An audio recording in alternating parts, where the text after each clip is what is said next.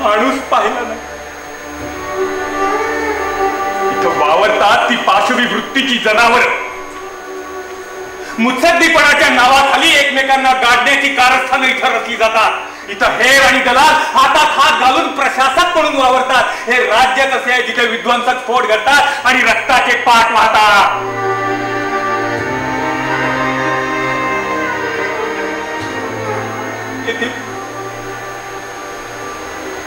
येथील दुर्गंधीमुळे ती कोमेजून गेली आहे.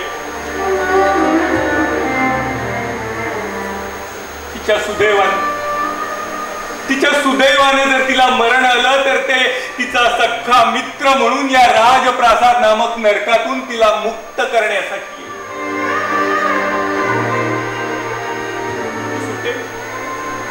ती सुटेल आणि स्वर्गातच जाईल. तू वाट पाहत होतास ना मृत्यूची? तू येईलच. कारण जिथे शहाणपण नसते, वेडेपण असते, अशा वस्तूला भेट देण्याचे मृत्यूलाही वेळ असते.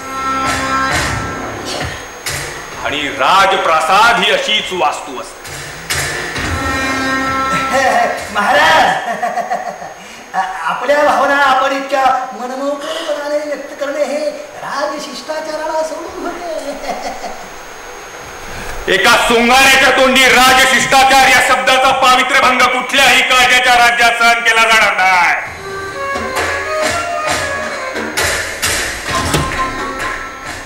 मूर्ख विदूषका, आपली भूमिका विसरू नकोस.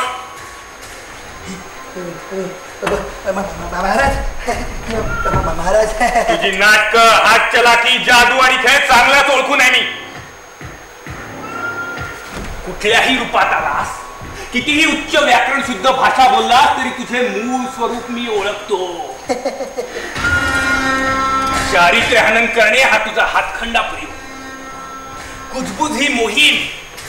कुठेही शिंतोडा पडला तरी हातात चिखलाची बादली घेऊन धावणारा तू घाणी घाण करणार. उकिरडे धुंडणे, घाण हुंगणे आणि दोष शोधणे हा तुझा स्थायी बाळाव. तुझ्या पापांचे कारनामे वाचून नीतिशास्त्रज्ञ चाट झाले आणि पांढरे फटक पडले. असा महापापी झाला नाही, होणार नाही असा एकमुखी निर्वाळा दिला त्यांनी. मूळ पापांच्या यादीमध्ये तुझ्या नासक्या पापांची एवढी भर पडली आहे की त्याच्या नोंदी वाढवण्याकरता त्यांना पुरवणी जोडावी लागली. देवाने तुला अजूनपर्यंत जिवंत ठेवला आहे याचे कारण एकच. त्यासारख्या महापापी भयंकर गुन्हेगाराला शोभेल अशी शिक्षा अजून तो शोधतोय.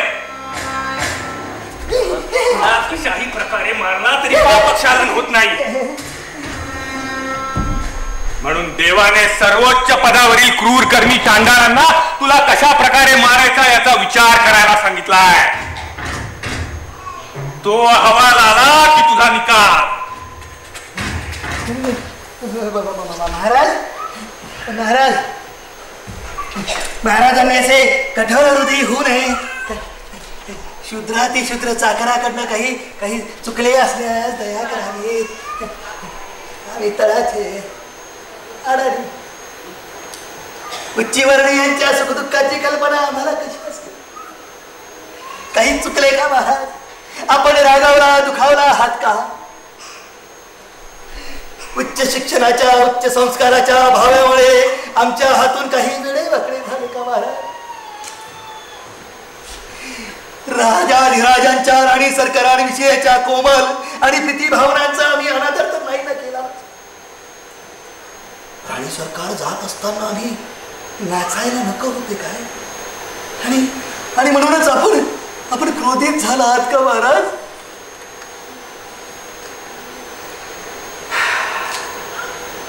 पण मी तरी काय करू?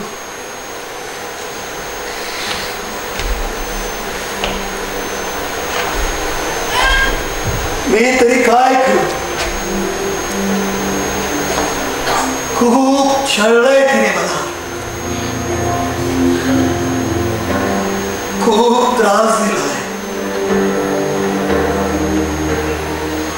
सतत दुर्लक्ष, मला तिच्याकडून काहीही नको होतं. तिने फक्त एकदा तरी माझ्याकडे लक्ष द्यावं. तिचे दुर्लक्ष काट्यांसारखे पोचले मला. खूप त्रास दिलाय तिने.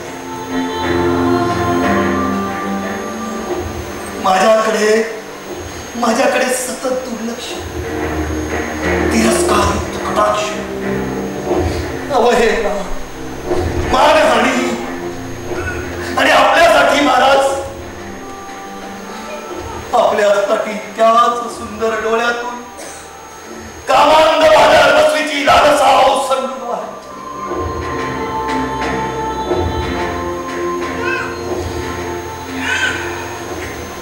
या राजप्रासादाच्या तटबंदी,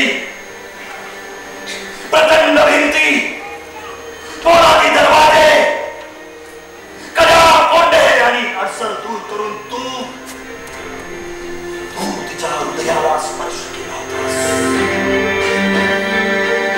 तिच्या शरीरावर देखील तुझीच सावली होती.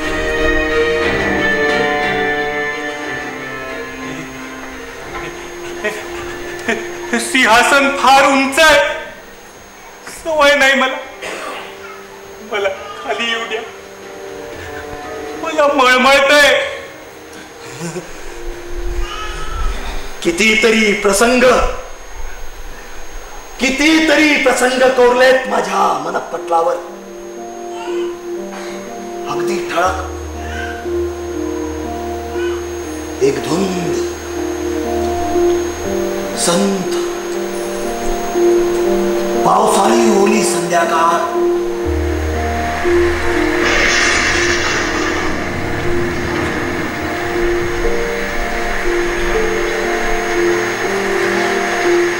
तिन्ही सांजेच्या रंगात फुले होती.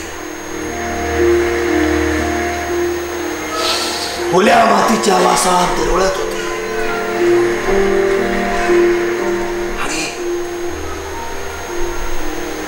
आणि आपण उभयता बागेकडे गेलात.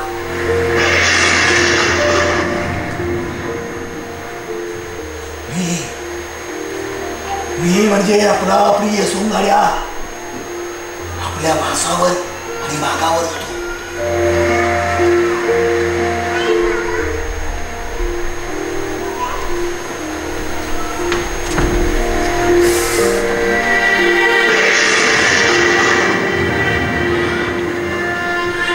लाजो कशाला? आपण उभयतांनी त्या संध्याकाळी त्या हिरवळीवर जे जे काही केले ते ह्या आसुसलेल्या डोळ्यांनी कितीतरी वेळ पाहत होतो.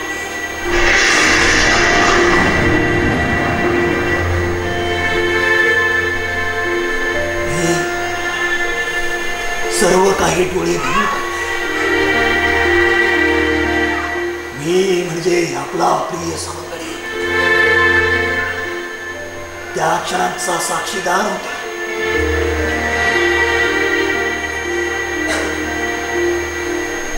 पण महाराज, आपल्या या व्यभिचारी कृतीमुळे आपल्याला आपले परमप्रिय प्राण गमवावे लागतील असे कधी वाटले नसेल तुला? आपल्या शयनघरातील सुखसेवेवर लोटताना किंवा तिच्या आवडत्या फळाचा स्वाद घेताना आपल्याला मरावे लागेल. आपल्या या नादान अशोभनीय भ्रष्ट कृतीमुळे मरावे लागेल असे कधीच वाटले नसेल तुला?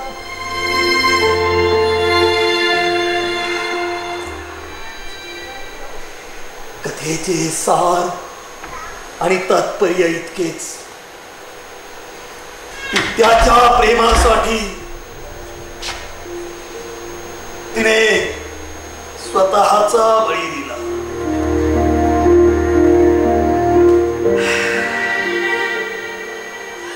कळविण्यास आनंद होतो की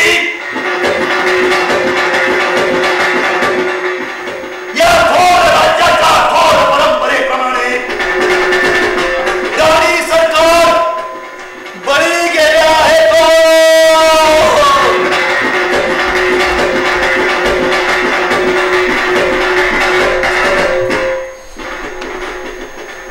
त्या प्रासादाच्या शिष्टाचारानुसार त्यांचा मृत्यू विषबाधामुळे झाला असा शवविच्छेदनाचा तज्ञांचा अहवाल लवकरच येईल.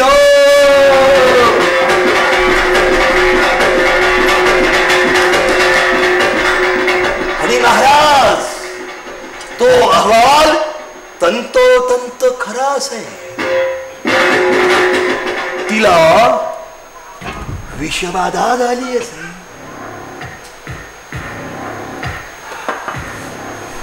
दडा काय शिक्षे, दडा काय शिक्षे. हा राजप्रासाद आहे. इथे प्रेमाला बंदी असते. तो गुन्हा असतो म्हणून तो इथे करायचा नसतो.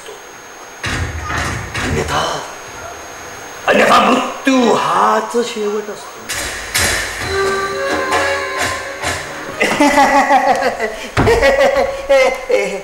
कसा वाटलं माझं नाटक? कसा होता तमाशा? अभिनयाचा माझा पहिला प्रयत्न अगदीच भागवदारी प्राथमिक तर नव्हता ना महाराज. आपलं मनोरंजन करण्याचा माझा प्रयत्न कसा वाटला आपल्याला? पण खरं सांग,